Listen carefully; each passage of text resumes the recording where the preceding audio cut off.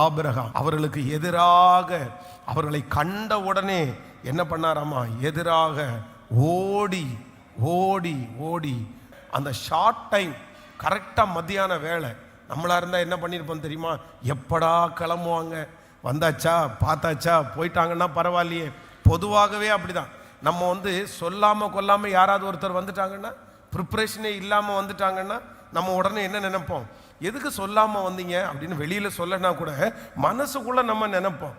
அப்படி மனசுக்குள்ளே நினச்சதோடு இல்லாமல் எப்படியாவது கிளப்பி விடுறதுக்கு தான் நம்ம முயற்சி எடுப்போம். அதுக்காக தான் கேட்போம், ஜூஸி தண்ணி ஏதாவது குடிக்கிறீங்களா, காப்பி தண்ணி ஏதாவது குடிக்கிறீங்களா அப்படின்னு கேட்டு காப்பியோடு அனுப்பி விடலாமான்னு நினைப்போம். ஆனால் இந்த மனுஷனுக்குள்ளே இருக்கிற அந்த தீவிரத்தை பாருங்கள், உள்ளே இருக்கிற உற்சாகத்தை பாருங்கள். தன்னுடைய உடம்பு டயர்டாக தான் இருக்குது, நேரம் சரியில்லாத நேரம் தான், ப்ரிப்ரேஷன் எதுவுமே இல்லை தான். ஆனாலும் அவன் என்ன சொல்கிறான்னா, பரவாயில்ல, நீங்கள் இவ்வளோ தூரம் வந்ததுக்கு ஒரு காரணம் உண்டு, நோக்கம் உண்டு. நீங்கள் என்ன பண்ணுங்கன்னா, பக்கத்தில் ஒரு மரத்தடி இருக்குது, அதில் நீங்கள் என்ன பண்ணுங்க, சாய்ந்து கொள்ளுங்க, கொஞ்சம் சற்று இளைப்பாருங்க.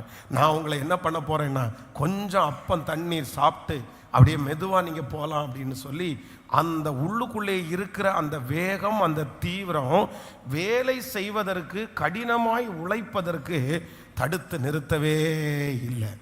எதையும் செய்கிறதற்கு நம்ம சலிக்கவே கூடாது. பாத்திரம் கழுவாமல் இருக்கிறதுக்கு என்ன வழின்னு நினைக்கக்கூடாது. அவ்வளவு சோர்வின் மத்தியிலையும் எதுக்கு அவர் தயங்கல் அப்படின்னு சொன்னால், வேலை செய்கிறதற்கு, பணிவிடை செய்வதற்கு. சட்டை கலையாமல் இருக்கணும்னு நினச்சா நடக்காது, வேர்க்காமல் இருக்கணும்னு நினச்சா நடக்காது, உடம்புல அழுக்குப்படாமல் இருக்கணும்னு நினச்சா நடக்காது. சிலருக்கு என்ன தோணும் அப்படின்னு சொன்னால், எங்கள் அப்பா மட்டும் இந்த ஓனராக இருந்திருந்தா நான் கஷ்டப்பட்டிருக்கவே மாட்டேன் இல்லை அப்படின்னு சொல்லி.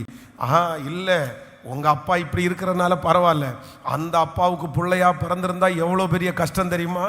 அவர் சம்பாரித்து வச்சிருக்கிறத காப்பாற்றணுன்றது எவ்வளோ பெரிய கஷ்டம் தெரியுமா? அதை அடுத்த லெவலுக்கு கொண்டு போகிறதுக்கு எவ்வளோ பெரிய கஷ்டம் தெரியுமா? நீங்கள் கஷ்டப்படுறதுக்கு, பாடுபடுகிறதற்கு, உழைக்கிறதற்கு நீங்கள் தயங்கவே கூடாது.